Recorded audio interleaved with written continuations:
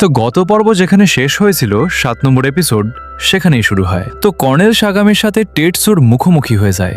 সেখানে টেটসুর রোবট ইউকিও অনেক বেশি ঘায়েল হয়ে যায়। আমরা লক্ষ্য করি তাদের মধ্যে ফাইট হচ্ছে, আর সেখানে সাগামের কাইজু হারকিউলিস টেটসুর দিকে অ্যাটাক করতে আসে।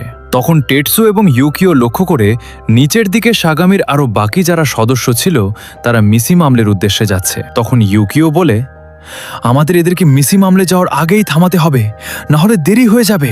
এদিকে হারকিউলিস কাইজুটি তাদের উপর অ্যাটাক করে। তখন টেটসু মনে ভাবে এই কাইজুটা হচ্ছে বরফের নিচ থেকে এসেছে, কারণ এই কাইজুটা বাকি কাইজু থেকে আলাদা, যার সাথে লড়াই করা অনেকটা কষ্ট হয়ে যাবে। তখন ইউকিও বলে, আমাদের উপর হামলা হয়েছে, কিন্তু টেটসুও এটাকে থামাতে পারতেছে না। কর্নেল বলে, এটা হচ্ছে আমার কাইজু হারাকিউলিস, আর তুমি তো একসময় একজন সেভিয়র ছিলে, তো তুমি কি পারবে এই মিসি মামলের লোকদের বাঁচাতে? তো তুমি ট্রাই করে দেখতে পারো। তখন হারকিউলিসের সাথে টেটসুর রোবট ইউকিও তাদের মধ্যে ফাইট হচ্ছিল। ফাইট করার সময় টেটসুর রোবট ইউকিও একটু বেশি ড্যামেজ হয়ে যায়।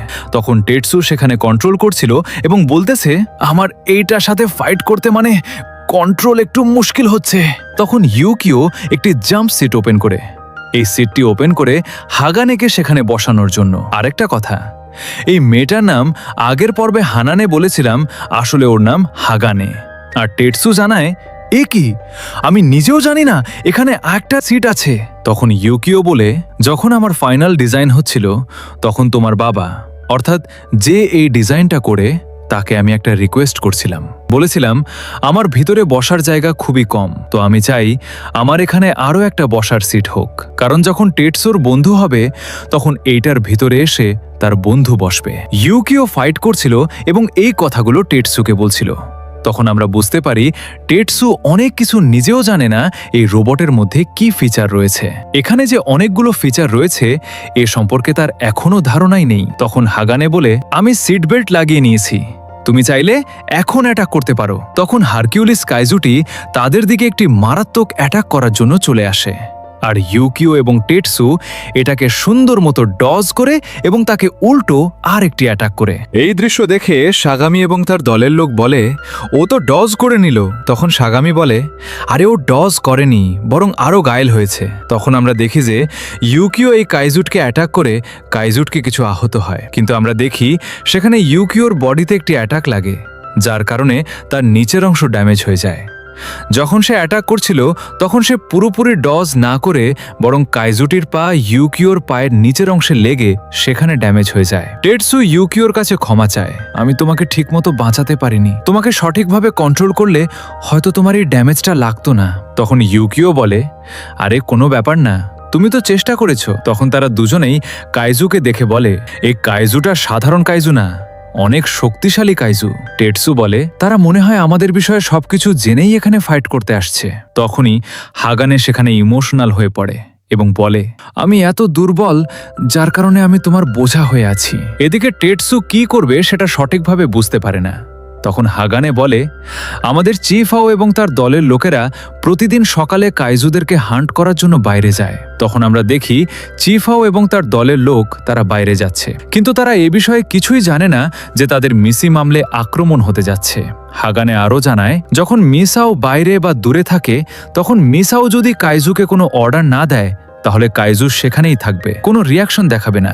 অর্থাৎ সেখানে অ্যাটাকও যদি হয়ে যায় ফ্লাইমিং কাইজু তখন কিছুই করবে না যতক্ষণ না মিসাও তাকে অর্ডার দেয়। এই কথাগুলো শুনে টেটসু একদম চিন্তায় পড়ে যায় এবং বলে, এখন আমি কিভাবে সেই মিসি মামলে পৌঁছাবো, কারণ এদিকে কাইজু আমাদেরকে আটকে রেখেছে। সে বলে, এই কাজটা করা আমাদের জন্য কঠিন হতে যাচ্ছে। তখন সে ভাবতে ভাবতে স্থির হয়ে যায় যে সে কি করবে।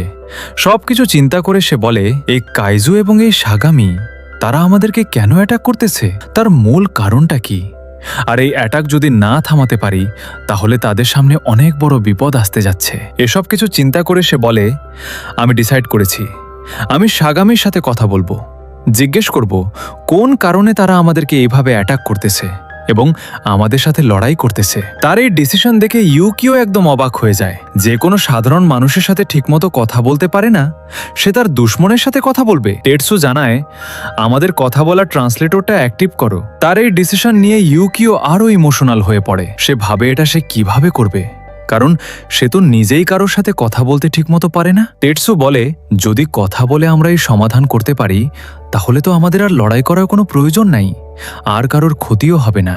এদিকে কর্নেল সাগামি কাউন্টডাউন করতেছিল আবার অ্যাটাক করার জন্য, কিন্তু তার দলের একজন বলে, কর্নেল এদিকে দেখেন, ওরা লেটার দিয়ে কথা বলার জন্য সিগন্যাল দিচ্ছে।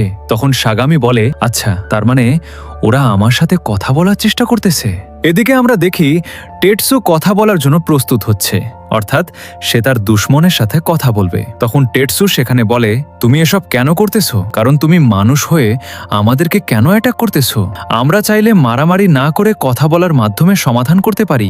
টেটসুর কথা শুনে সেখানে কিছু সময়ের জন্য সবাই একটু স্থির হয়ে যায়। টেটসু এই কথা বলে একদম স্তব্ধ হয়ে যায়, কারণ সে জানে না এখন কি হবে। কিন্তু এদিকে ইউকিও তার কথা বলা দেখে একদম খুশি হয়ে যায়, কারণ সে ভাবতেই পারেনি যে টেটসু মানুষদের সাথে কথা বলবে, তাও আবার তার দুশ্মনের সাথে।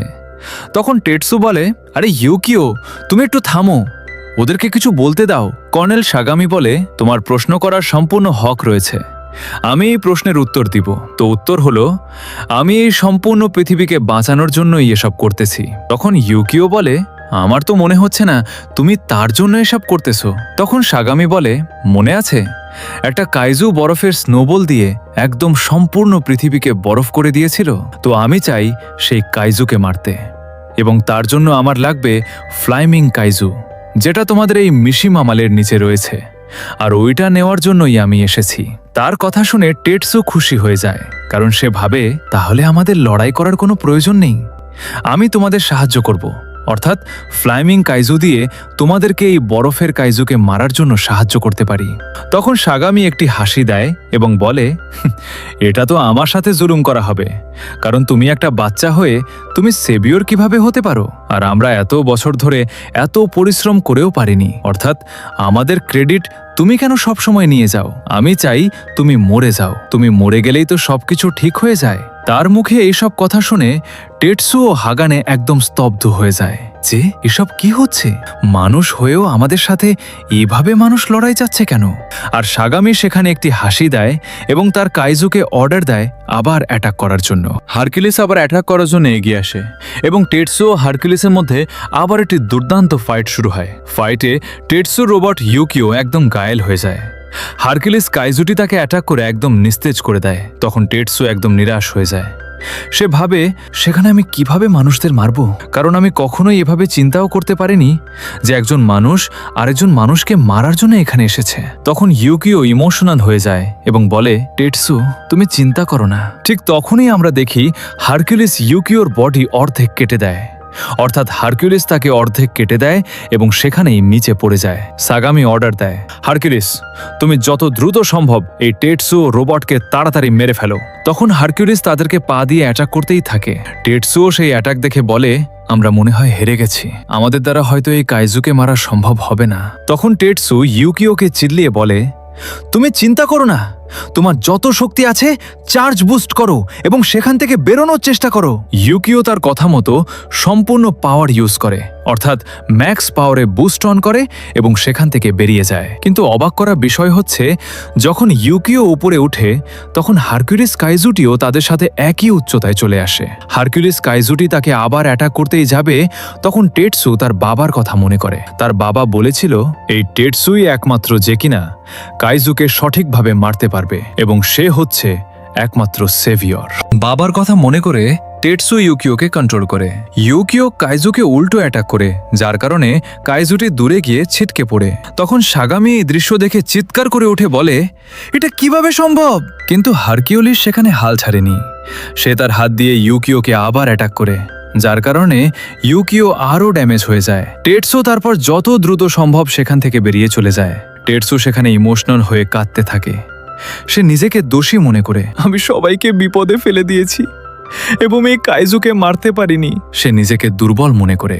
তখন ইউকিও বলে, তুমি নিজেকে দোষ দিও না, তুমি চিন্তা করো না, আমরা সবাই তোমার সাথে আছি, আমরা আমাদের সর্বোচ্চ দিয়ে এই সমস্যার সমাধান করব। ইউকিও আরও বলে, আমাদের এখন সময় নষ্ট না করে যত দ্রুত সম্ভব মিসিমা মলে যেতে হবে, কারণ ওখানে অনেকগুলো কাইজু অলরেডি চলে গিয়েছে না জানি সেখানে কি হতে যাচ্ছে।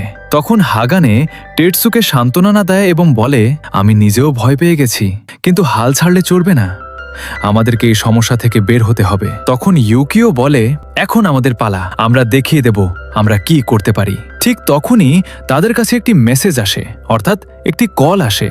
টেটসু জানায়, এটা কিভাবে সম্ভব, আমাদের কানেকশন কিভাবে হলো, আমাদের কাছে তো তেমন সিগন্যাল আসার কথা না। তখন ইউকিও বলে, আমার কাছে এই মেসেজটা আগে থেকেই আসতেছিল, আমি সেটা রিসিভ করতে পারিনি, আমি সেটা ডিকোড করে জানাচ্ছি। টেটসু বলে, এই মেসেজটা কে পাঠালো, কারণ এখানে এত দূরে মেসেজ হওয়ার তো কথা না। কিন্তু তারা মেসেজ দেখে সেখানে অবাক হয়ে যায়, আর এখানেই এপিসোডটা শেষ হয়।